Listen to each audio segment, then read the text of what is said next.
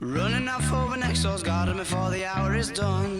It's more a question of feeling than it is a question of fun. The confidence is the balaclava, I'm sure you'll baffle them good. With the ending reek of salty cheeks and runny makeup alone. Oh, will blood run down the face of a boy bewildered and scorned. When you find yourself in a skirmish, will you wish you'd never been born? You tie yourself to the tracks and there isn't no going back. And it's wrong, wrong, wrong, but we'll do it anyway 'cause we love a bit of trouble. Básicamente lo que quería contarles un poco, a eso vine y a eso, entre otras cosas, me dedico.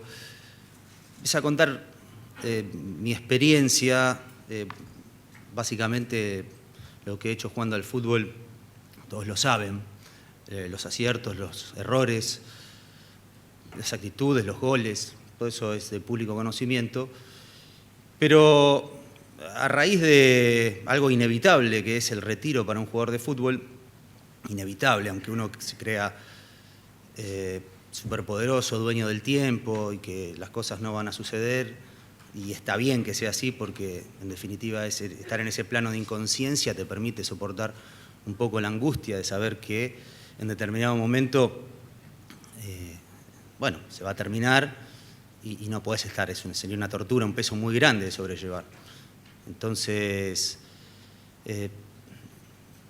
transmitir cómo fue ese puente, cómo fue ese paso entre una actividad y otra, que parece que tiene puntos de contacto, pero que no se rozan. Sí, hay un vínculo que es el fútbol, pero no tiene nada que ver comunicar con jugar, porque a veces, y el que ha jugado lo sabe, incluso en forma amateur, casi todos los que estamos acá hemos jugado y de forma amateur o de forma profesional, uno ejecuta casi sin saber lo que está ejecutando, o sea, casi de forma instintiva, de forma natural, porque lo tiene en la genética, porque es natural, porque lo hace espontáneamente, porque le fluyen cosas que primero las hace y después las piensa. ¿Y cómo las hice? ¿Cuántas veces he visto algún gol mío?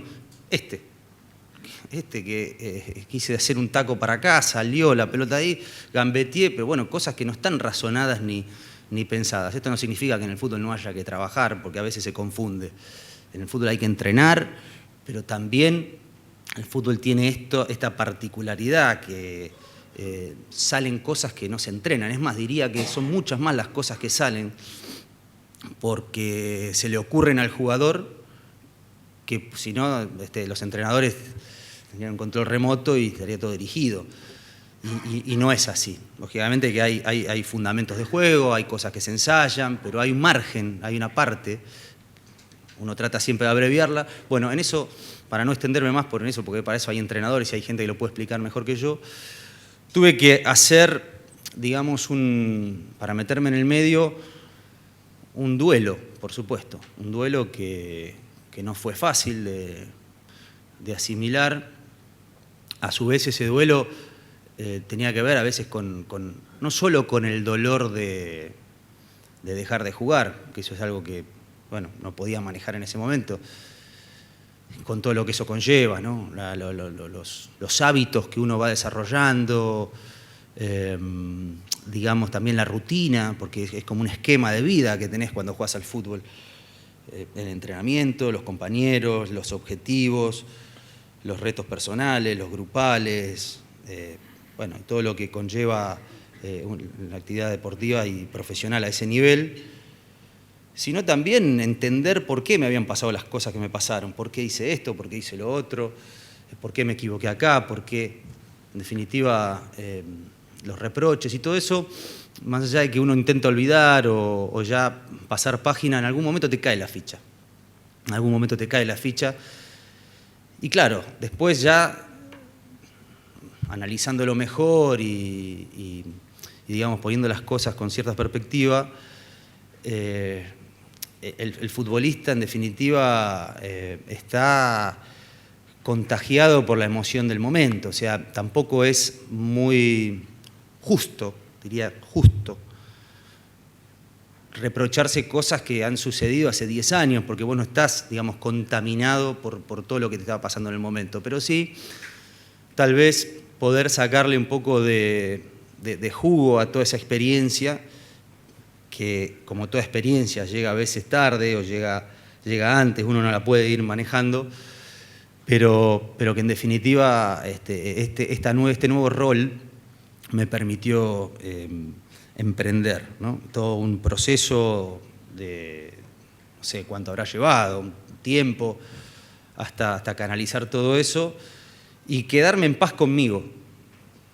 Uno de los mayores defectos que tengo, que a veces uno culpa al jugador de fútbol, en realidad lo culpa a veces por causas que el jugador todavía no pudo sacar de adentro, ¿no? Más allá de la formación, que digo, la formación es muy importante en la vida, no solamente porque digamos, la vida útil de un deportista termina a los 35 años, 36, ahora se extiende un poquito más, 38, se abren mercados por otros lados, ustedes ya vieron. El jugador de fútbol es una marca, se vive en otras épocas, pero en definitiva la carrera del jugador de fútbol por ahí hoy se estira hasta los 36, 37, 38 años. Y bueno, el jugador de fútbol ya...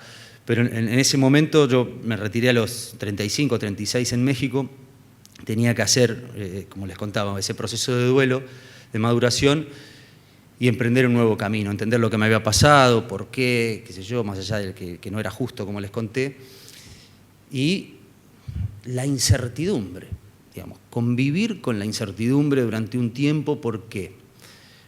Porque en definitiva yo no tenía muy claro qué es lo que quería. Por eso yo no vengo acá a enseñar nada, ni a servir como ejemplo de nada, porque en definitiva no es eso lo que quiero, porque no me sale además y me gusta que hablemos a un mismo nivel, digamos, porque en definitiva todos estamos a un mismo nivel, más allá de la posición que ocupe. Lo que yo quiero transmitir en definitiva es eso, o sea, que cómo pude hacer ese duelo, esa pausa, convivir con la incertidumbre y emprender un nuevo desafío. Un desafío que al principio fue impensado, digamos, no lo busqué, que se me dio y que sí, y acá va un poco el mensaje, sí yo estaba preparado, vamos a poner la palabra preparado para ese desafío. Ese proceso duró un tiempo, conviví con la incertidumbre, como dije antes. Dentro de esa incertidumbre no me salía nada, digamos, no me salía nada espontáneamente, o sea, no tenía vocación, no sabía qué quería. Estaba a la deriva, digamos, ¿no? Había terminado de jugar, me había retirado en México. Ya el retiro, más allá de ese duelo, ese periodo que les contaba, ya lo tenía pautado. 6 meses antes me llamó el gobernador de una ciudad para que necesitaba el aporte de un jugador. Prolongué mi carrera 6 meses más, cosa que no debía haber hecho. Por ahí lo que primó fue la parte económica. Y bueno, después estaba en eso, en esa búsqueda, a ver qué hago, qué puedo hacer.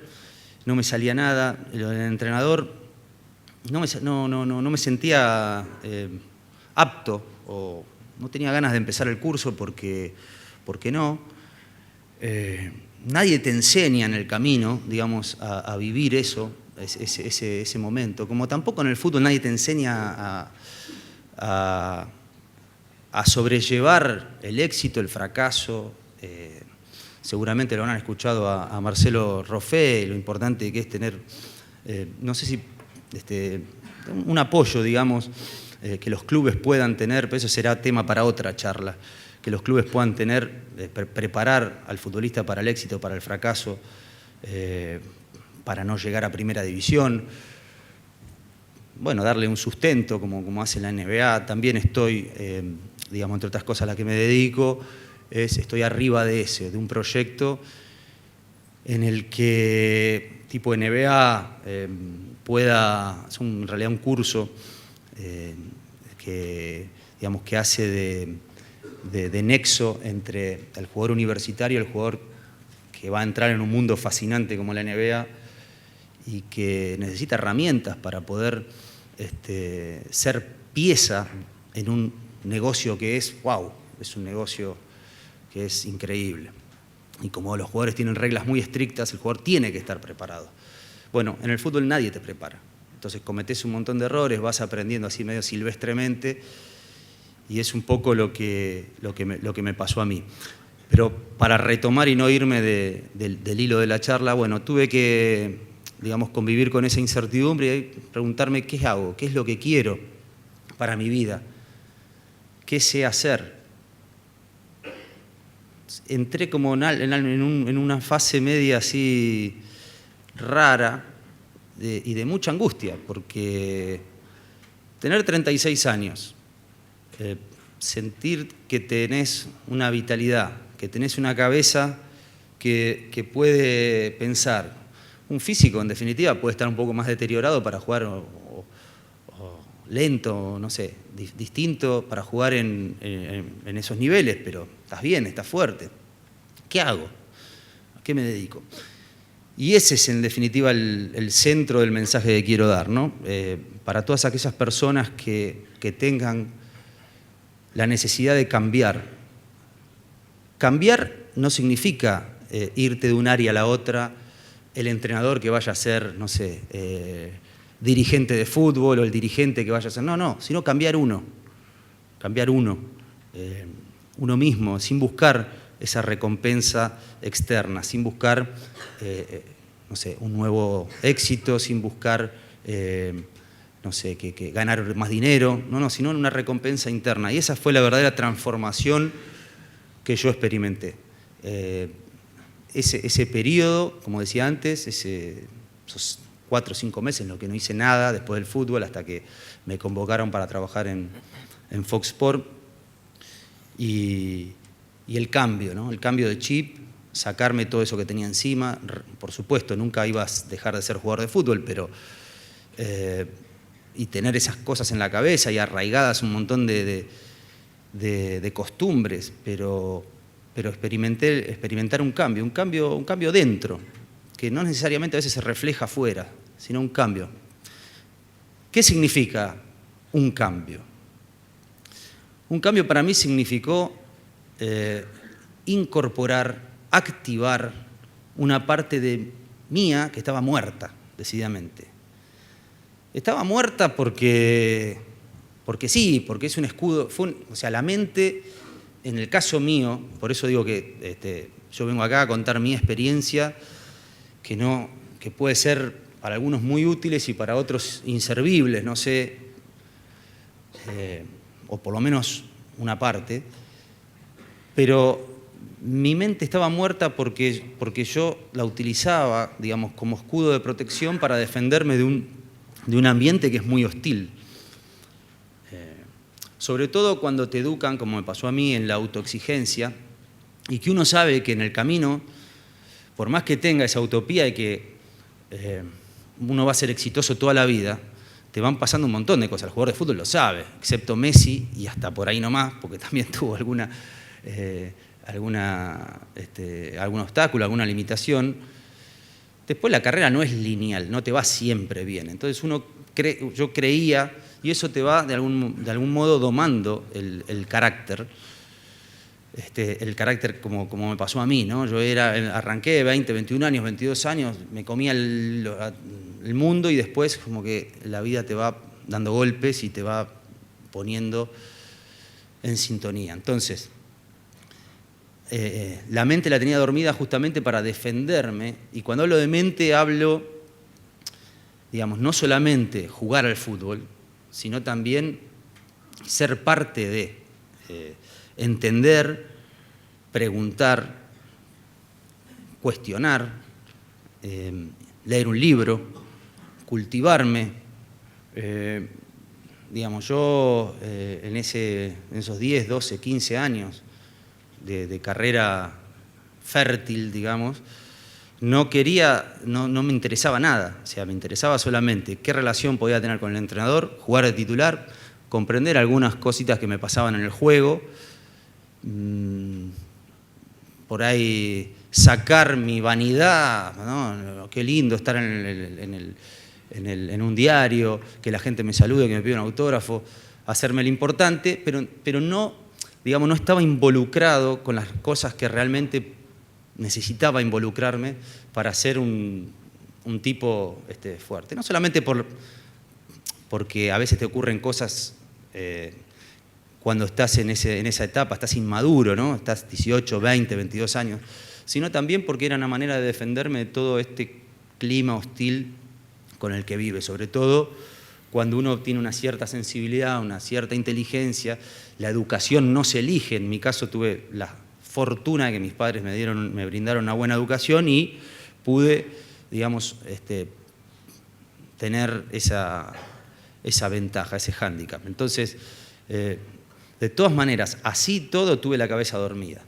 Entonces, cuando yo me retiro, cuando hago todo ese duelo, cuando termina ese proceso, pude metabolizar todo eso y pude caer. Ahí me cayó la ficha. Dije, bueno, ¿qué hago? Se me presenta la oportunidad para trabajar en Fox y claro, soy muy obsesivo y mis viejos me inculcaron eso, ¿no? Entonces, dentro mío decía, bueno, no puedo fallar, no puedo fallar, no puedo fallar. Convivir con ese clima de incertidumbre y el miedo, ¿no? Soportar el miedo en ese proceso. ¿Qué hago ya en el final, ¿no? ¿Qué hago? ¿Cómo lo voy a encarar? ¿Cómo puedo mantenerme? No quiero ser entrenador, no quiero ser representante, me educaron solamente para jugar al fútbol. ¿Qué hago? ¿Cómo puedo sostener? Y ahí fue que, digamos, y esa es un poco no sé si la enseñanza o el mensaje que quiero transmitir, que el de la creatividad, el del sentido común, el del, por ahí, adaptarme a una situación nueva. Y yo creo que todos lo tenemos adentro. A mí la vida me enseñó que todos lo tenemos adentro. Lo que pasa es que a veces creo yo que o sufrimos de falta de autoestima, que es un principio básico para la creatividad. No hay creatividad sin autoestima, no hay. O estamos oprimidos por las reglas, pero todos, y sé que todos lo podemos hacer, y tal vez uno a veces está como, ¿no? Siempre se tira abajo o resentido por estar en una posición, pero yo sé que todos podemos sacar eso, porque lo pude hacer yo, tipo que no me preocupaban cómo eran digamos, cómo la gente vivía, cuáles eran sus preocupaciones, sus intereses, la realidad social del país, no me preocupaba nada, simplemente como mecanismo de defensa. Entonces yo cuando termino de jugar y hago ese duelo, experimento ese cambio en mí, a partir del miedo, a partir de la incertidumbre, a partir de la necesidad y a partir de la oportunidad que se me presentaba. Y esto también es clave, ¿no? Uno, sobre todo en actividades en las que no puede tener 3, 4 segundos para pensar y para prever qué es lo que puede pasar, uno puede también visualizar que se le puede presentar una oportunidad. Y a mí se me presentó una oportunidad. Recuerdo en el Mundial 2005, el Mundial en el que destacó Messi, el Mundial de Holanda creo que fue, el Mundial de Holanda, me llaman de la producción de torneos y competencias de Fox y me dicen que había unos micros que iban entre partido y partido y necesitaban a alguien que haya jugado al fútbol para comentar lo que pasaba. Y recuerdo que en ese mundial, no sé si jugaba España contra China. China seguro, un equipo oriental seguro. Entonces estoy 15, 20 minutos antes en la preproducción del programa, digamos, y voy y le pregunto a uno de los productores, ¿me das datos de los jugadores de China? El pibe me dice, ¿cómo datos de los jugadores de China? O sea, teóricamente uno habla, vamos a ponerlo en palabras un poco más vulgares, uno zanatea sin saber qué es lo que está diciendo, China. ¿Cómo? Me dice el pibe, decí 2, 3 cosas de China, qué sé yo, y ya está. hacé como si lo hubieras visto, no me lo olvido más. ¿Cómo hacé como si lo hubieras visto? Digo, yo tengo que saber, tengo que por lo menos mirar. Después, si me equivoco, es un asunto mío. Si me equivoco yo, porque doy mal el perfil de un jugador, porque, no sé, no entiendo qué es lo que pasa en el partido, porque me equivoco si fue para... Pero yo tengo que saber de quién estoy hablando, cómo tengo que tener material suficiente para poder hablar y tener un sustento.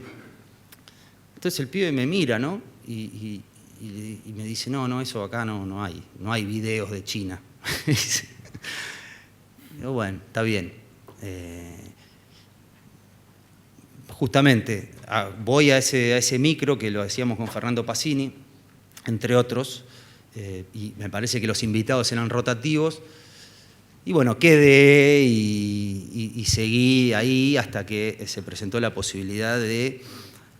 yo venía del fútbol mexicano, en mis últimos años, casi 4 años jugué en el fútbol mexicano y era contemporáneo de muchos jugadores y justo faltaba un comentarista para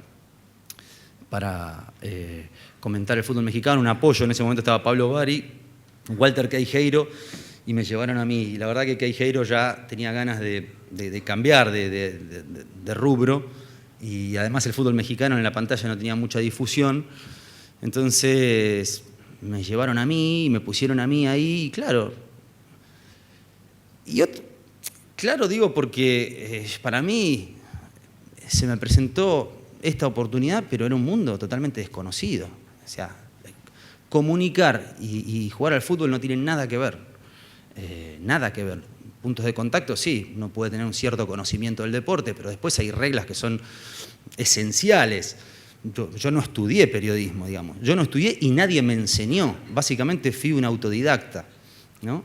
Entonces, eso también creo yo que por eso recién decía hace un ratito que creo yo que todos tenemos esa capacidad dentro, o no la explotamos, o carecemos de autoestima, o no sabemos cómo empezar, no tenemos método, no se nos presenta la oportunidad, pero yo creo que todos en el fondo sí lo pude hacer yo. Es cierto que por ahí tenía algo que me daba la experiencia, algo que por ahí un nombre que me apoyaba, que me amparaba, que me abría la puerta, pero eso yo no quería repetir historias que escuchaba de exjugadores que no se habían podido sacar el exjugador como les conté antes, o tenían problemas de formación que eso no se elige, o directamente no podían compatibilizar sus experiencias deportivas con lo que... Entonces quedaban en la nada. Entonces yo no quería, porque también tenía mucho miedo, ¿no? Se los comentaba antes, tenía mucho miedo a ver qué iba a pasar conmigo. 36 años, ¿qué va a pasar? Bueno, tomé la posibilidad e hice algo que tal vez, y acá sí me puedo jactar de haber tenido en ese momento, ¿no? Escuchar. Sobre todo el argentino, o para decir, algunos argentinos, algunos es muy nuestro, digamos, para no generalizar, creemos que sabemos de todo y que en todo son como que, lo que le decía antes, zanatear. Entonces, yo escuché atentamente cuáles eran los consejos, los ítems, los recursos que tenía que tener para transportar mis conocimientos o lo que yo quería decir o lo que es, no sé, a la pantalla. Entonces fui anotando así ese es mi método de trabajo. Yo tenía una libreta, ¿no? Una libreta en la que la tenía en blanco en cada transmisión y bueno, mientras el partido se estaba desarrollando, tuve 3 o 4 ayudas invalorables. Una fue Ariel Elueni, otra fue Pablo Bari y otra fue el Bambino Pons, ¿no? Que ellos me iban marcando qué me faltaba, qué era lo que tenía que incorporar, qué tenía que, en qué zona del campo yo podía hablar, cuando la pelota está en la mitad de la cancha podés desarrollar un concepto. Cuando la pelota está cerca de las áreas, hay peligro de gol, no podés hablar, porque ese es el momento del relator. Bueno, todas esas cosas yo no las sabía, realmente. Las pueden saber los que han estudiado periodismo, pero yo no estudié. Entonces, tampoco me considero periodista, me consideraré comunicador, me consideraré comentarista, pero no periodista. Bueno, pero eso es otra cosa. Y entonces iba apuntando, ¿no?, en mi libreta de forma así manual. A ver, hoy me dijo que hablé un poquito de más acá y en el área no, entonces él me tuvo que interrumpir, me interrumpió 2 veces, ¿no? Entonces me interrumpió 2 veces. Y así, todo muy, aunque parezca mentira, ahora me acuerdo. Claro, ya ahora se me hizo costumbre, ¿no? Automáticamente, ¿no?, está el relator en 3/4 de cancha y yo no hablo, pero en ese momento tuve que aprender un montón de cosas que no sabía, que desconocía. Y palabras y todo. O sea, todo lo tuve que ir como... escucho algunas el otro día, me puse a escuchar un partido que jugaron América Cruz Azul que comenté y me da como un poco de vértigo escucharme porque, claro... y ese es uno de los méritos que he tenido, escuchar a gente que ha sabido más que yo, que ha estudiado, por supuesto, que tiene conocimientos del oficio puro y que lo tomé como parte importantísima de lo que tenía que hacer y ese es un poco el legado que yo les quería entregar, ¿no? Muchas horas invertidas también en la lectura. La lectura a mí, yo leo bastante, quienes me conocen un poco más saben que leo bastante, y además no solo eso, sino cruzo pensamientos. Yo tengo la suerte de disponer de tiempo libre, básicamente, después del mediodía. Para mí la mañana es innegociable, porque entre otras cosas en las que me he transformado, me volví maratonista, algo que es increíble, pero que es real. Yo le doy mucha importancia a la transformación que hacen las personas. Creo que cada uno en lo suyo, les pasará a ustedes a lo que se dedican, incluso para el jugador de fútbol, tener una semana ya estipulada. Los lunes entreno de 10 a 12, los martes de 10 a 12. Entrás como en una cierta rutina y uno a veces se vuelve víctima de esa rutina. Entonces estás encerrado y entonces lo que busca el ser humano es tratar de ser cada vez un poco mejor, pero dentro de su rutina, ¿no? Está como preparado para recibir nuevos conocimientos, para de algún modo cambiar algunos hábitos, para no sé, darle un giro en algunas cosas sin, obviamente, deformar lo que uno sabe hacer.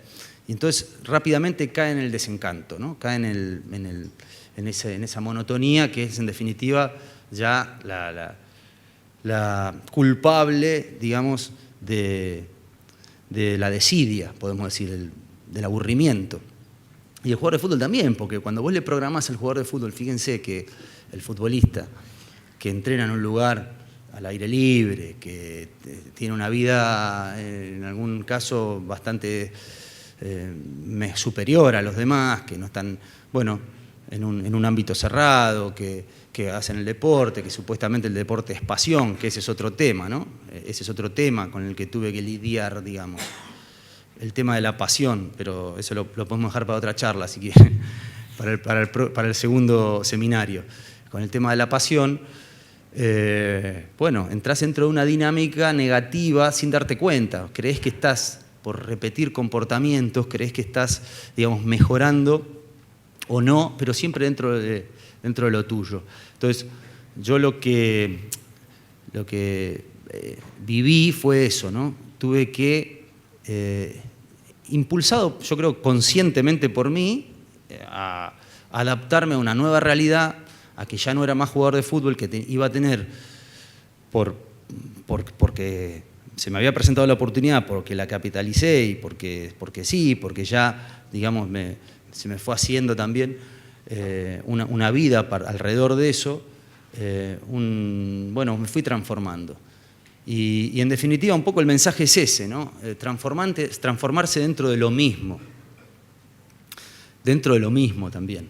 O sea, yo el día a día, el jugador de fútbol lo sabe, lucha por jugar el domingo, el objetivo, el entrenador, las críticas.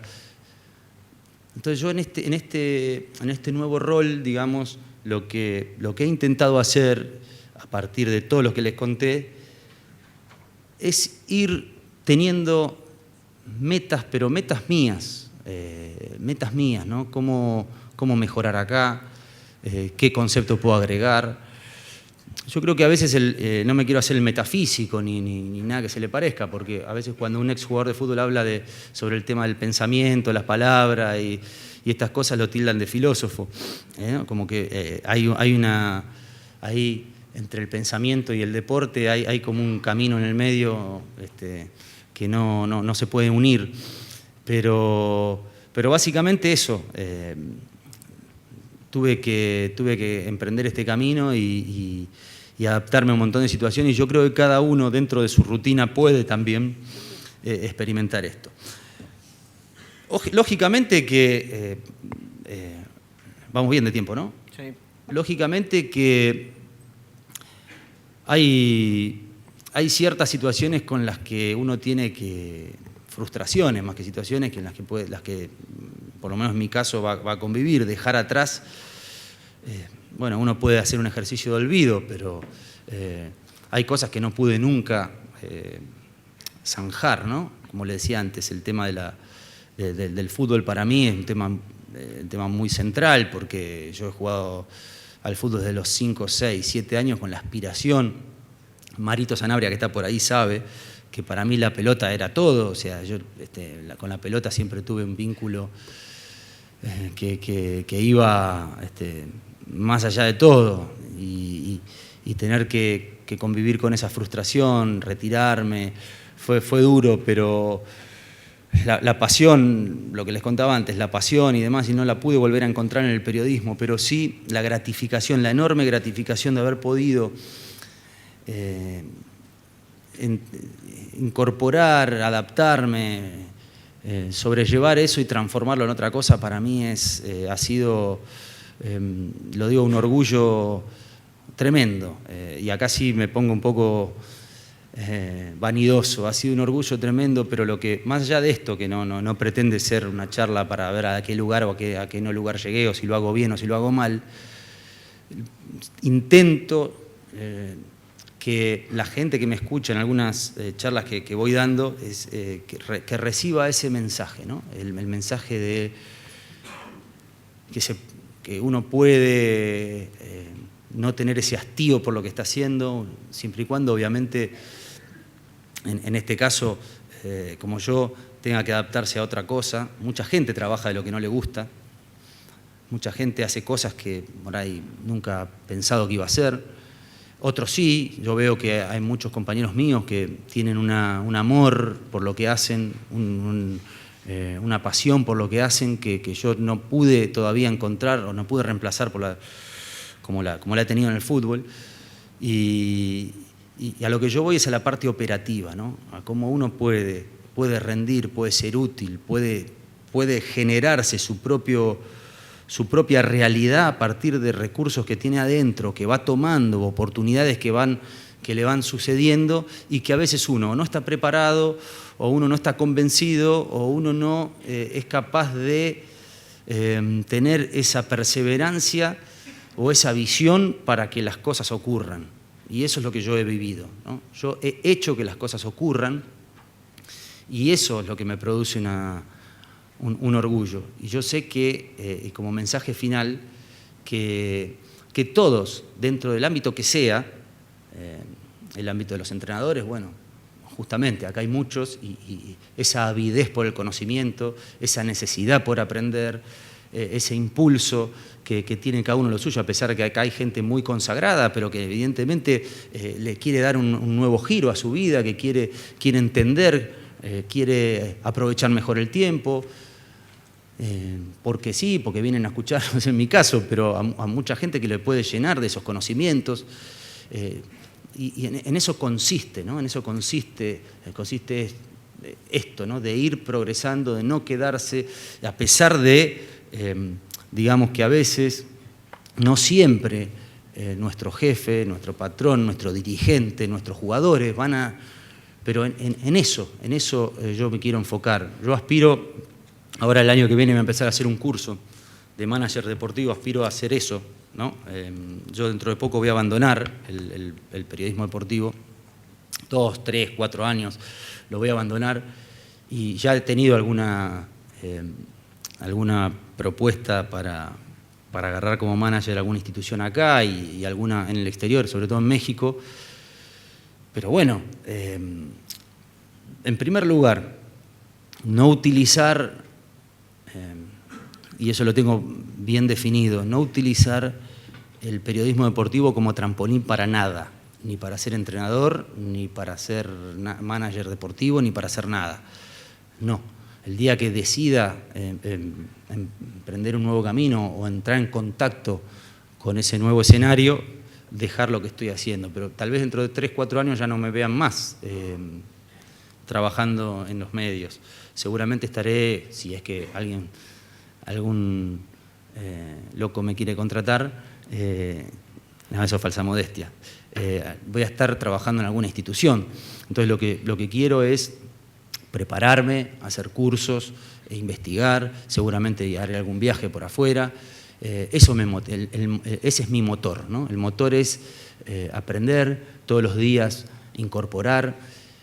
Tal vez lo que le esté diciendo sea algo redundante, porque ustedes si están acá es por eso, pero también le quería transmitir mi experiencia, que le puede ser esperanzadora en algún punto, porque insisto, si ustedes que tienen algún título que los habilita, tienen ese deseo o esa intención de seguir incorporando, yo que me encontraba a partir del miedo, a partir de la incertidumbre y todo lo que les conté, en otro rubro, digamos, pude lograr sin estudios prácticamente, sin estudios, con escuchar, leer, sentido común.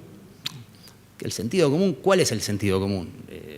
Ese es un apartado que me olvidé de tocar. ¿Cuál fue el sentido común que tuve para sentarme delante de un micrófono y decir, bueno, yo voy a comentar el partido, soy el encargado de analizar lo que está pasando?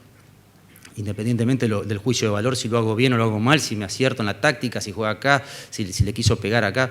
El sentido común es entender qué es lo que le está pasando al otro cuando me escucha. Y eso sí, tal vez, qué sé yo, eso no sé si se puede aprender. No sé si alguien lo puede... El sentido común. El sentido común es, por ejemplo, yo me puse como regla casi muy estricta algunas cuestiones que están ligadas a mi oficio de comentarista deportivo. ¿Cuáles son? No hablar de mí. En un partido de fútbol no interesa a la gente si ese equipo, como un dato de color, en el 1974 Peñarol empató con Nacional 1-1 en el Centenario, en el 74. Sí, si hay un bache y si se corta la transmisión, como ha pasado varias veces en la antigua modalidad, si se corta la transmisión, sí, bueno, ir equipado, digamos, con datos, con estadísticas, con un montón de cosas que me pueden ayornar a mí, pero yo, como analista del partido de fútbol, yo no puedo contar la historia en el medio del partido del lateral derecho que jugó que debutó en el 82, ¿por qué no? Porque eso me va a sumar a mí. Tal vez alguno de ustedes diga, mirá este tipo, qué informado que está, cuánto sabe. Este tipo sabe mucho, mira, se preocupó por decir, hoy la gente aprieta un botón y te sale la historia hasta el grupo sanguíneo de cada jugador. Entonces, el tipo puede no haber preparado nada, estar en su casa con la computadora así y sacar el dato del lateral derecho de Rampla Junior que jugó, que antes había pasado y que debutó y que de chiquito, eso a mí no me dice nada. Entonces, eso para mí fue básico. O sea, no desperdiciar el tiempo. El relator tiene 75% de la pelota y el comentarista tiene el 25%. Entonces, en ese momento, que también fueron todas sugerencias que me fueron dando, no es que yo lo fui porque soy un genio, lo fui aprendiendo, no. Esta gente, mucha gente, me fue indicando cuál era el camino y yo lo fui anotando, como les decía, en esa libretita que tenía de apuntes. No tengo que decir esto, no tengo que decir volver a repetir, porque si digo volver a repetir estoy haciendo una redundancia. O sea, todos esos tips que me iban dando los periodistas, y yo fui meticulosamente anotando. Entonces, no dar estadísticas en el medio de un partido, excepto que sea algo muy excepcional. Si Cristiano Ronaldo o Messi hizo el gol número 100, yo no puedo obviarlo. Ahora, si es el gol número 22, ¿qué necesidad tengo de decirlo? No tengo ninguna necesidad. Entonces, eso para mí se hizo religión, reglamento. No dar estadísticas o historial de vida del tipo, porque en el medio del partido vos no podés empalagar al tipo que te está escuchando. El tipo que te está escuchando probablemente, o sea, muy fanático y viva en un estado de histeria, el tipo que te está escuchando. Por ejemplo, hoy comento un partido a la noche, ¿no? Libertad. El tipo de Libertad me está escuchando en la casa. Y el tipo está prendido al televisor y lo que menos quiere es escuchar la voz. El tipo lo que quiere es ver el partido, que alguien le transmita las emociones, está loco en el televisor así. Entonces, insisto, por ahí hay algún periodista acá, de forma académica, me dice, Diego, vos estás equivocado, vos tenés que decir y tenés que demostrar que sabés, o tenés que ilustrar la transmisión, para sacar esa parte, ilustrar la transmisión, y vos tenés que decir que el lateral derecho jugó tantos partidos. Puede ser, no es lo que yo considero que haya que... Porque me pongo en el papel del tipo que está escuchando, lo incorporo al tipo que me está escuchando. Entonces, ¿qué es lo que quiere? Que lo dejen en paz, que no lo acogoten, que no lo empalaguen, que no le digan 2000 palabras por minuto explicándole cómo hizo el lateral derecho, si lo hizo con la mano. O sea, como esquema de trabajo, como método de trabajo, yo tengo la pelota un 25%. Ese 25% se la tengo que dar redonda al relator. ¿Cómo le doy la pelota redonda al relator?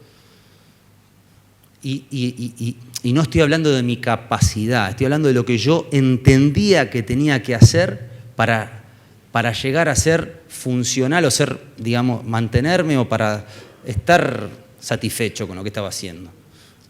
Sentido común. Para estar a la altura de mi sentido común o como ustedes lo pinten. Bueno, yo tengo que hablar estrictamente de fútbol. Estrictamente de fútbol.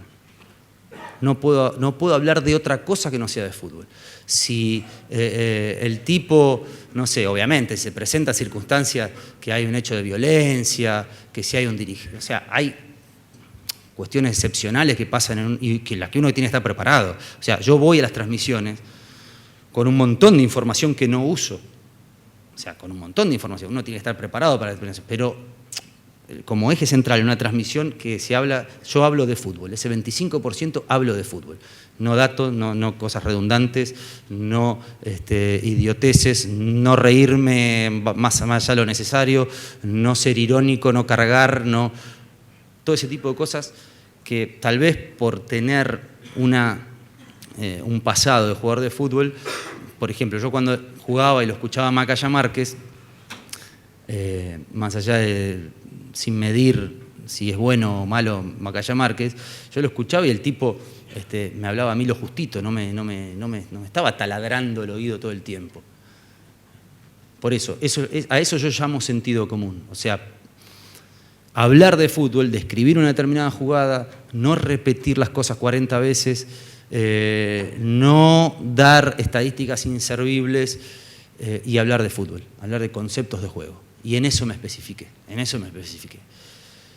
Yo creo que el conocimiento del fútbol no lo da exclusivamente el fútbol mismo. Hay un montón de periodistas muy capaces que comentan y saben mucho de fútbol.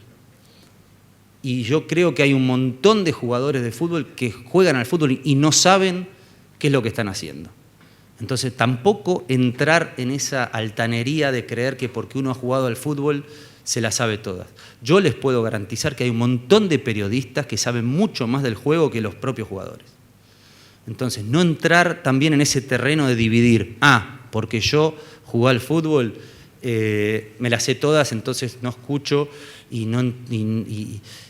ignoro a los que juegan, o no sé, rechazo a los periodistas porque yo jugué y esto que en los libros, no.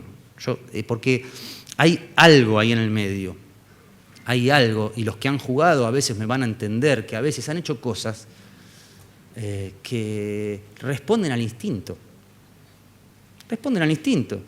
Porque además el fútbol tiene esa particularidad tan curiosa, ¿no? Que las jugadas no se repiten y entonces por eso uno quiere los jugadores inteligentes. Y yo le pregunto a los entrenadores, por supuesto, que el 4 cierra atrás del 2, ¿no? El 4 cierra atrás del 2. El 4, y yo lo sistematizo. ¿Cuándo cierra atrás del 2? ¿Cómo cierra? Y si no hay rivales, el 4 es lo mismo, el 4 atrás del 2, y si no hay nadie en el área, ¿tiene que ir el 4 atrás del 2? ¿En qué momento juega la intuición? ¿En qué momento juega las sensaciones? ¿En qué momento yo, para tomar una decisión, estoy, digamos, contaminado por todas las cosas que me van pasando? ¿Es lo mismo si yo tomo una decisión ganando 1-0 que perdiendo 1-0? Si me equivoqué y di un mal pase en la jugada anterior, bueno, entonces el fútbol no es lineal. Entonces, todo ese tipo de cosas yo las fui, digamos, ajustando, incorporando, ¿no?, a la transmisión, que es lo que me permite a mí, digamos, hoy hacerlo natural y por las repercusiones que tengo, la gente por ahí es lo que más valora de mí, ¿no? Que muchos me han dicho, vos hablás lo justo, vos hablás lo justo, vos le pones palabras, y justamente eso me lo dio el sentido común. Acá tenemos a un chico que trabaja conmigo, el chico que me presentó, Javi Tavares, que es exactamente lo mismo, sentido común. Y son muy pocos los que yo, ahí sí, noto que hay un déficit, porque te gana el querer demostrar que sabes, te gana el tipo que te quiere llenar la transmisión de 45 cosas. Entonces, considero, y es una visión puramente personal, que el sentido común es la madre de todo. Vos podés saber mucho, pero no lográs tener esa empatía con el tipo que te está escuchando. Y ese campo no depende ni del conocimiento, ni sentido común. A ver, ¿qué es lo que necesito? ¿Qué es lo que le está pasando al tipo? ¿Qué es lo que puedo aportar? ¿Qué es lo que no? ¿Es oportuno lo que voy a decir? ¿No es oportuno? Y en eso trabajé. Ese es uno, tal vez, de mis mayores, entre comillas, ¿no? Siempre logros en los que me he podido distinguir. Insisto, ojalá que esta charla le haya servido para eso, ¿no? Para pensar cómo puedo invertir mi tiempo, cómo puedo capitalizar lo que sé, cómo me puedo reinventar en otra cosa, cómo puedo salir de ese estancamiento, poniéndome desafíos, poniéndome metas, recompensa interior. Uno a veces está más preocupado por lo que dirán que por lo que le pasa a uno. Recompensa interior, que es hoy lo que a mí me mueve, la recompensa interior. A mí no me... O sea, está bueno que te digan, qué buen técnico que sos, que la verdad que comentaste bien el partido, sos un genio. Tal vez porque yo digamos, esa parte del ego la tengo ya, como me han pasado tantas cosas, buenas y malas, calculen que... y es increíble, ¿no? El primer mundial al que yo asistí fue en Alemania, cuando ya me había retirado.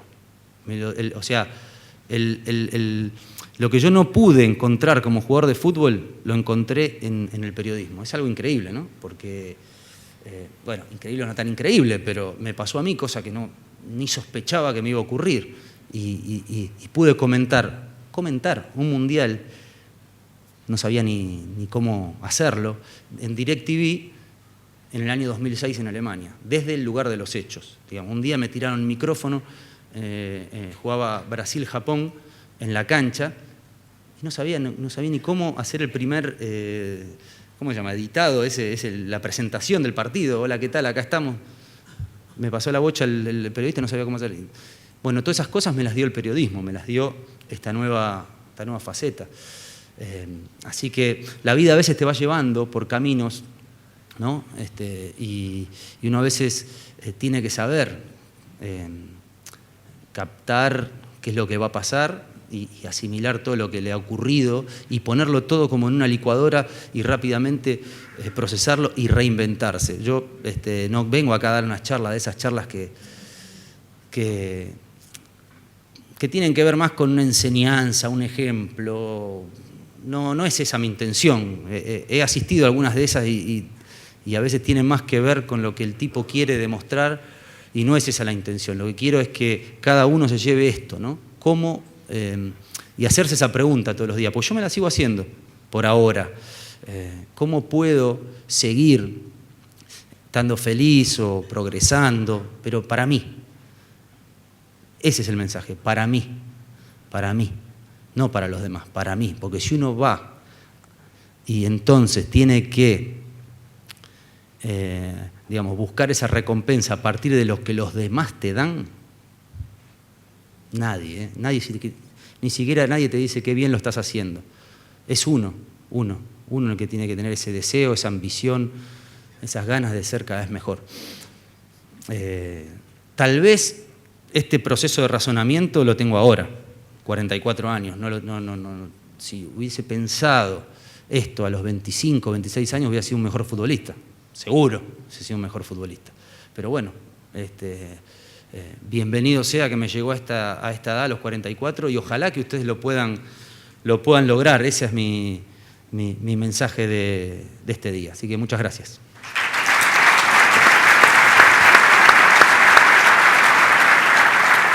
Diego, te invitamos un par de preguntas de la gente. ¿Cómo? Un par de preguntas de la gente. Dale. Adelante. Dale. Recuerden con Slash Conexión Fútbol 2013 le pueden hacer la pregunta. No los aburrí, a Diego. ¿no? ¿No los aburrí? ¿Qué me van a decir? ¿Sí? Bien, Diego. Terminaba sobre los caminos que posiblemente te puede llevar la vida. Y hay algo que tocabas también sobre la posibilidad de ausentarte del periodismo deportivo, sí, y meterte en el rol del manager deportivo. Hablaste sobre una posibilidad real en México. Sí. ¿No quieres en Argentina o quieres ir a otro Mirá, país a conocer otra cultura? Yo sé que Argentina es una plaza muy, muy tentadora para todos. De hecho, mucha gente viene de acá, desde Uruguay, me he encontrado con... Digo, por Argentina, en Argentina ocurren cosas, está profesionalizado de una determinada manera, pero las estructuras del fútbol en Argentina dejan mucho que desear. Y La inestabilidad.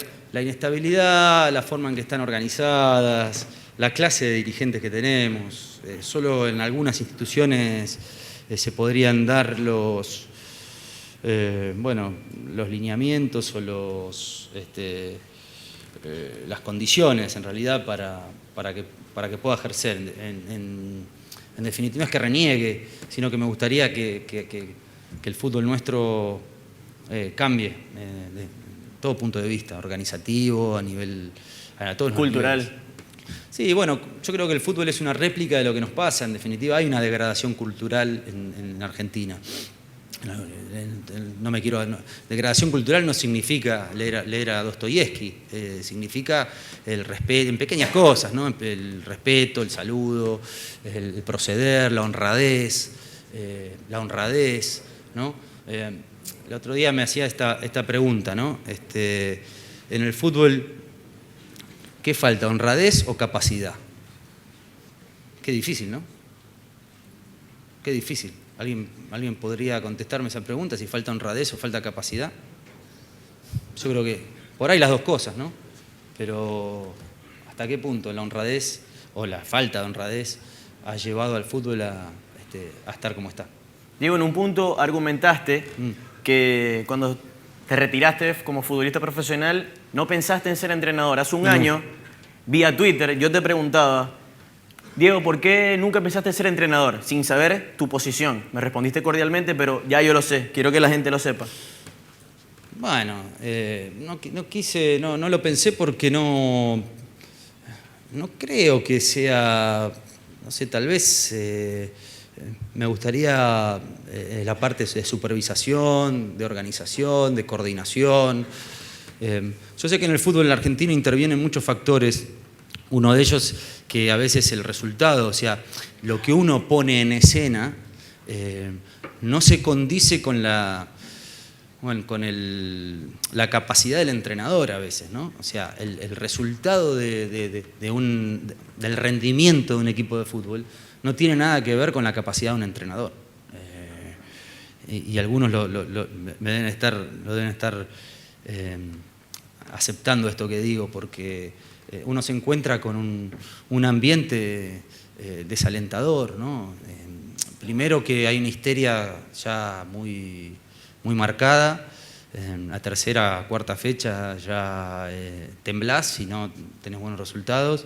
La mentalidad del futbolista argentino ha cambiado mucho, porque el fútbol argentino ha creado, y cuando digo el fútbol argentino digo todo el fútbol argentino, de Grondona para abajo, hemos creado un futbolista,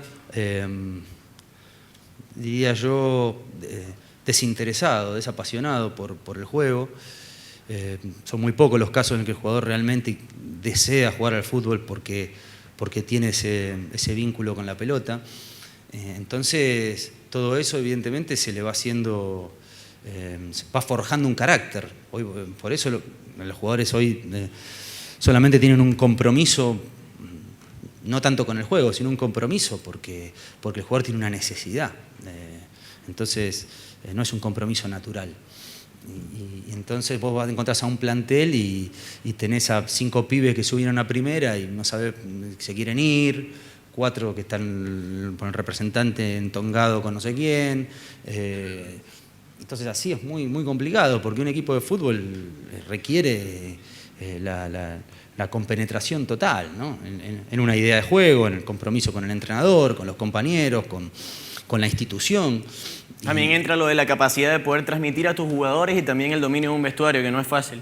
Sí, por eso.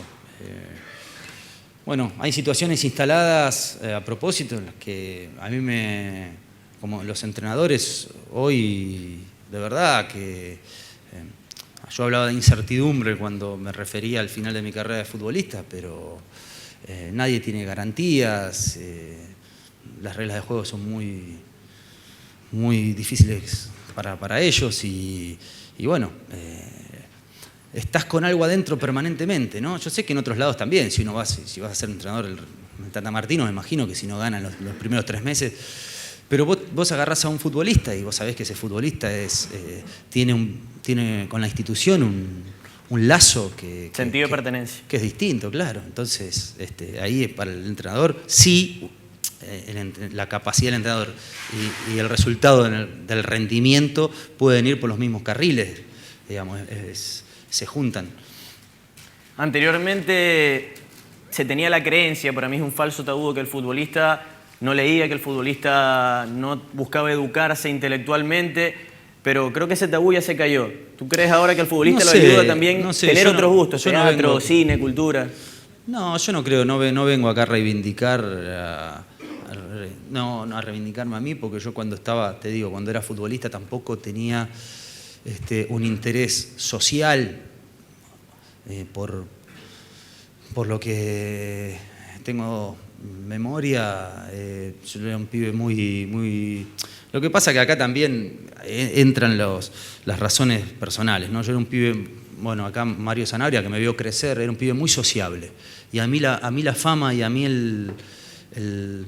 la popularidad me cambió el carácter, me penetró. El jugador en Argentina, y esto ustedes los que son de afuera también lo pueden comprobar, es héroe o villano, es culpable o no de todo lo que pasa, y que se individualizan los éxitos y los fracasos. Entonces, cuando vos sos jugador y tienes una conciencia un poquito mayor, te errás un gol, como me ha pasado a mí, me erró un gol, hice cosas, a veces lo hacía, a veces lo cerraba. Entonces salís a la calle el otro día, tenés que convivir y te encontrás con el panadero, con un familiar, con un amigo, con todos que te van entrando como pequeñas flechas en el cuerpo. Y en mi caso, como yo tenía una gran capacidad para absorber todo eso y me afectaba realmente, pasé de ser un pibe que tenía millones de amigos, una vida social muy grande, a ser un pibe muy introvertido. Justamente, los primeros 5 años en Boca fueron así, o sea, mis primeros 5 años.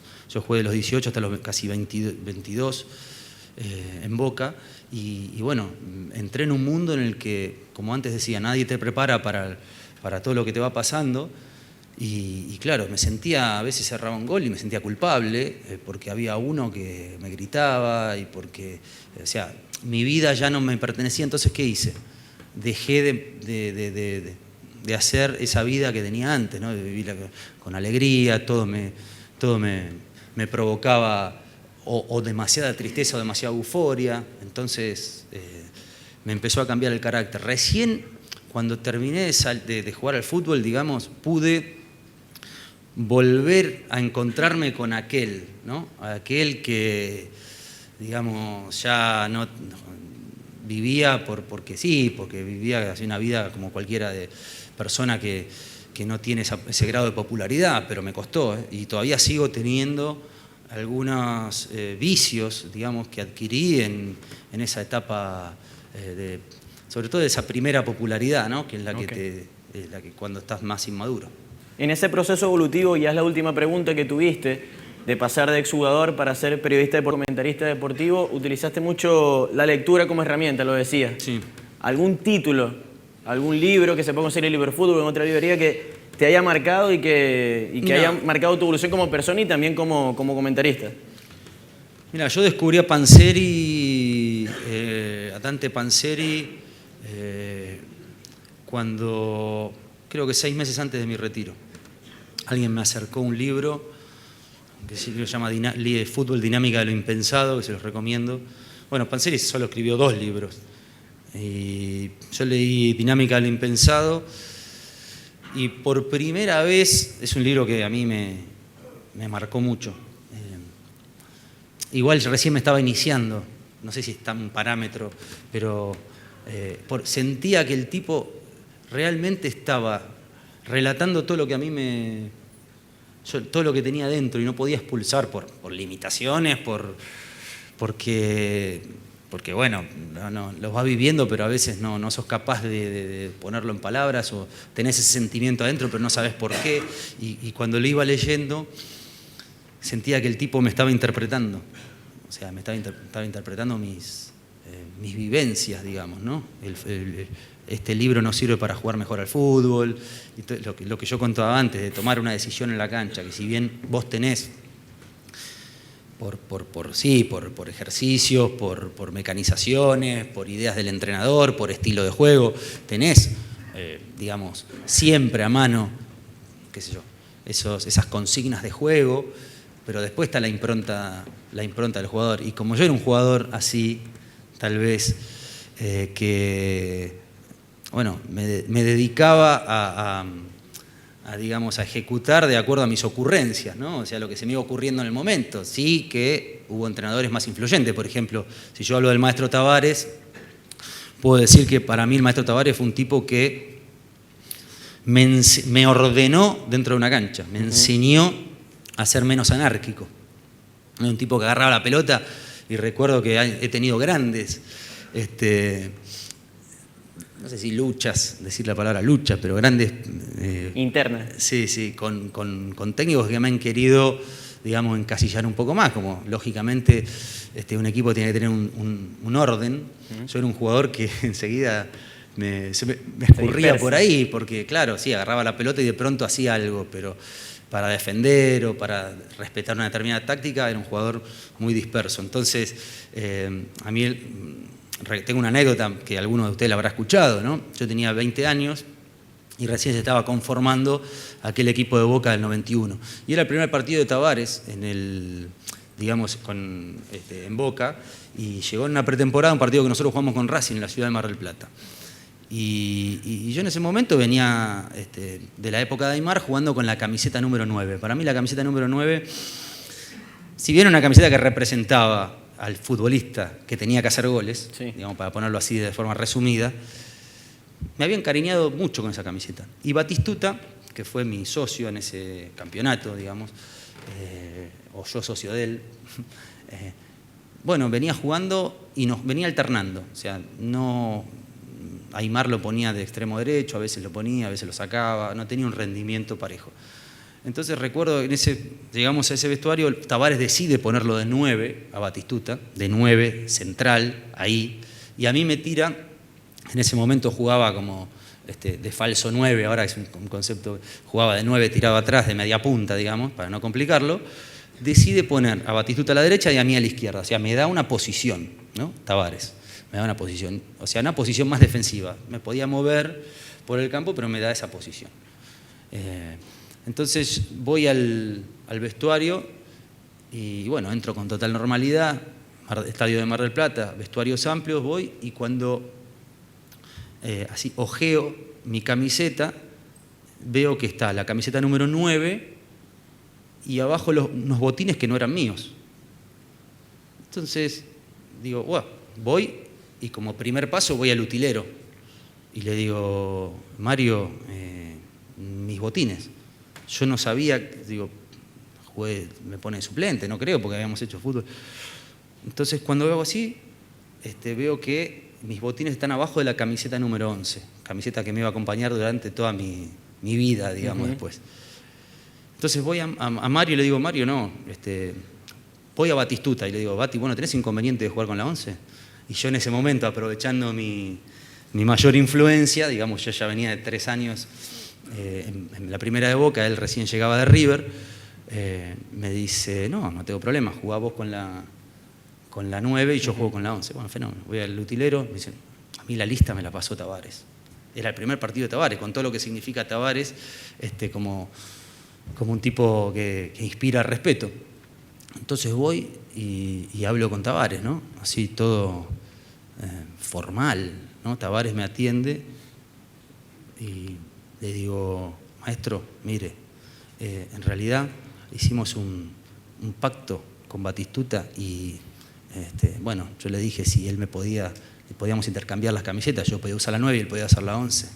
Y Tavares con esa solemnidad y con eso que tenía, decía, si usted quiere, en ese momento se usaban los números correlativos, ¿no?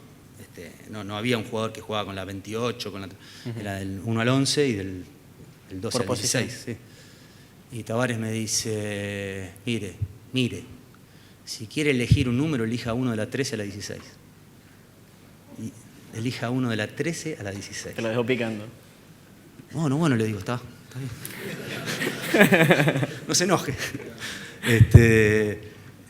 Y bueno, después una relación de años, pero fue el primer tipo que me marcó, digamos a mí, cierta disciplina. Te amarraste a la 11. Sí, pero era el mensaje, ¿no? Era el mensaje, no era tanto la 9, la 11, el caprichito de un pendejito de 19 años como tenía en ese momento, 20, sino era el mensaje, ¿no? Que en ese momento un entrenador que llega da como principios básicos para un equipo con otro perfil, con otra disciplina, que era lo que necesitamos en ese momento. Entonces sí, ese entrenador a mí me marcó mucho y lo tengo como un verdadero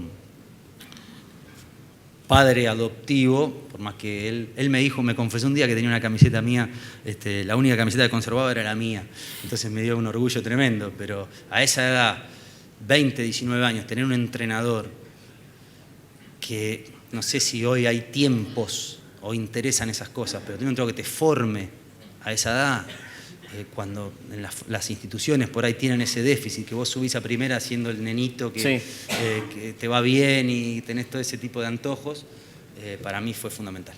Bien, hay muchas ganas de seguir escuchando a Diego, pero el tiempo es corto. Le agradecemos, por favor, la charla fue auspiciada por Pila. Muchas gracias, Diego. Sorry, sweetheart, I'd much rather keep on the balaclava.